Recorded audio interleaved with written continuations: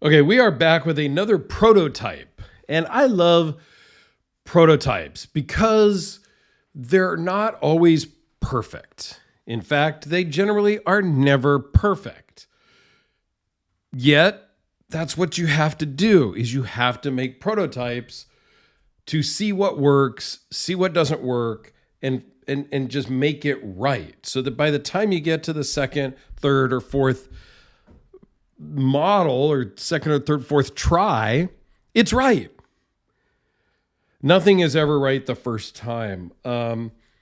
Think back on your own careers and your own jobs. I know that when I first started my career, I made a lot of mistakes.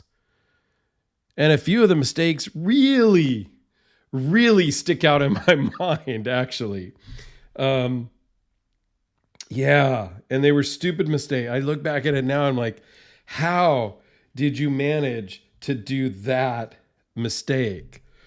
But I learned, and I'm never going to make that mistake again. And when I was working on cars and starting out doing that, I learned tips and tricks along the way of how to do it better, how to do it faster, how to do it more cost effective, all these things. That's what a prototype is. And I think that's maybe why I am so drawn to prototypes. So this is from Oden Custom. This is the Spartacus version 2 prototype. Not only is he a master on the CNC, he also 3D prints out this little valet, if you will. Titanium certificate of authenticity, laser engraved, all cut out. Like, I think that's cool. There you go. Here's a few details about the knife.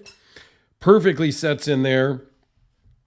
This leather slip is new. This is, I believe, the first time anybody is really seeing one because it's the first one out in the wild, so to speak. Okay. The Spartacus V2. All right. I've done a lot of Oden videos before. Anthony, who owns this one, has basically sent me his entire Oden collection over the course of a few years, and I'm so thankful and grateful. I think this one looks great off of the bat. The inlay was something that Anthony didn't even know was coming. First time he saw it was when I did the unboxing. Actually, he saw it before. I did the unboxing, and then I took a couple of pictures and sent them to him. So he saw it before you guys even saw it. And the inlay was brand spanking new to him. He had no idea. Oden's good like that. He does a few little tips and tricks and things that you don't expect or even know about to kind of surprise you. All right, so 5 1/16 closed, 8 15/16 overall, 3.9-inch blade with a 3.75-inch cutting edge. Pretty basic stuff. Magnet cut, blade steel, titanium scales, black Timascus inlay, black Timascus backspacer, black Timascus pocket clip, Zircuti in-house handmade pivot system. Interesting.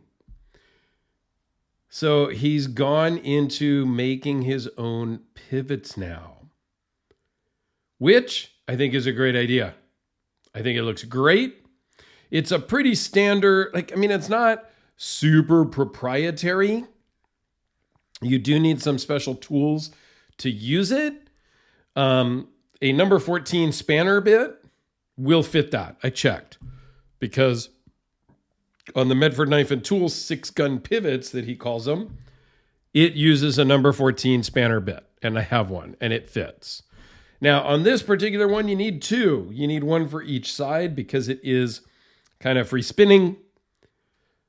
You know, it would be great if it was kind of D-shaped and you only needed one tool to loosen and tighten, because this one is slightly loose and I was going to give it a little bit of a oomph before I send it off to Anthony, but I can't because I only have one number 14 spanner bit.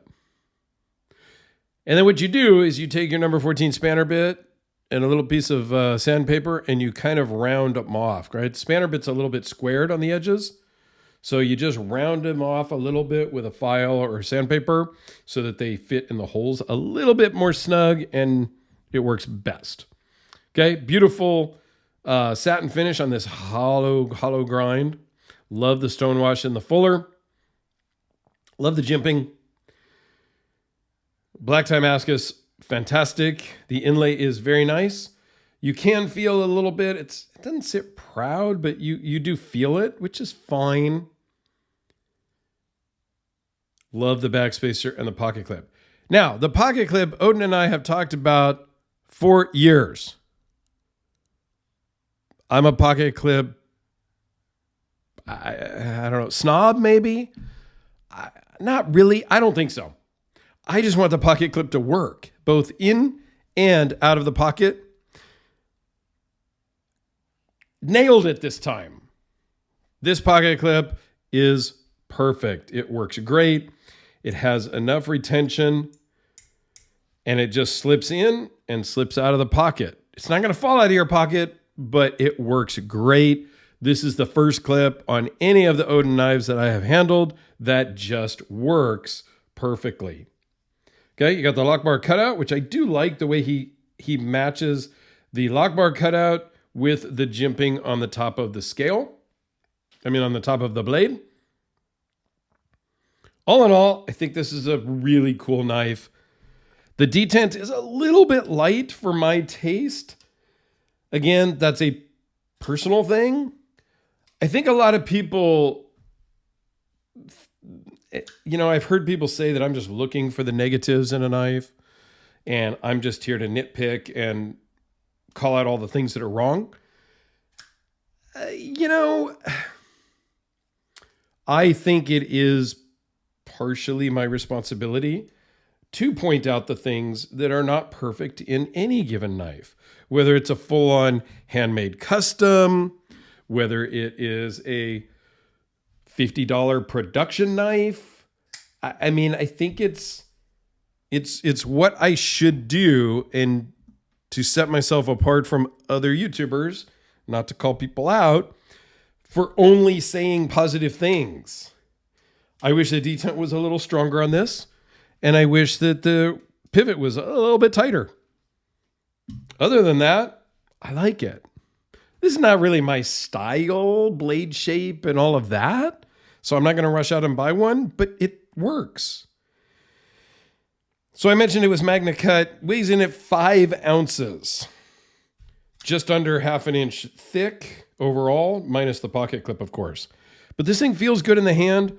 Wharncliffe blade is going to be super useful. Really gets in. You could use this for a lot of utility tasks. If you wanted to cut carpet with it, it would work great. Want to break down boxes? It worked great. Yes, it's a handmade custom. Yes, it's a prototype. Yes, you should use it. You should absolutely use it. You should absolutely carry it. If it gets scratched up, it gets dinged up, it gets dull, send it back. Most every maker out there is going to take your custom knife back, do a spa treatment, they call them, and fix anything that's wrong. Tighten up the pivots. They can refinish the scales if they're all beat up and bent up and dinged up and scratched up. They can fix all of that, and they can make it like a brand new knife. I have done it before. Sometimes it's free, depending on the amount of work. Sometimes it's going to cost you a couple $100. I had a Sharknivko Ryu, pretty plain Jane that I sent in. They stripped the whole thing, rebuilt the pivot, new detent, new bearings, sharpened the blade, added the logo to the blade, which I would have preferred they not, because it was one of the early ones that didn't have a logo. But okay. And all of that, and it was like $200 on a multi-$1,000 custom. Okay, fine, no problem. So, yeah, just use your stuff, guys. I carry the King Battle 150 something days now, and I use it if I need to. Easier for me because I bought it used. So it was already not pristine. Okay. Does that mean I should carry this and scratch it up before I send it to Anthony? I don't know. Let me know in the comments. Generally, I am not carrying the custom knives. I do carry them around the house. I put them in and out of the pocket to make sure that they're good. But generally, no, I am not using and cutting and doing a lot of work with them because they are somebody else's brand new knife, not mine. Okay? Let's give you a couple of quick size comparisons with the Sharpie, the Spyder Codelica. Because I pulled out the Kubi earlier and talked about it, how about the Kubi KB237? I think it's a great knife. Here's another handmade custom that I also love. The Black Death Series Hellraiser. I was looking at this guy and thinking production Hellraiser. There you go. All right, guys, let me know your thoughts down below. I love the feedback, guys. That's really why I'm here. So, yeah, comment something. Don't just watch. Just comment something.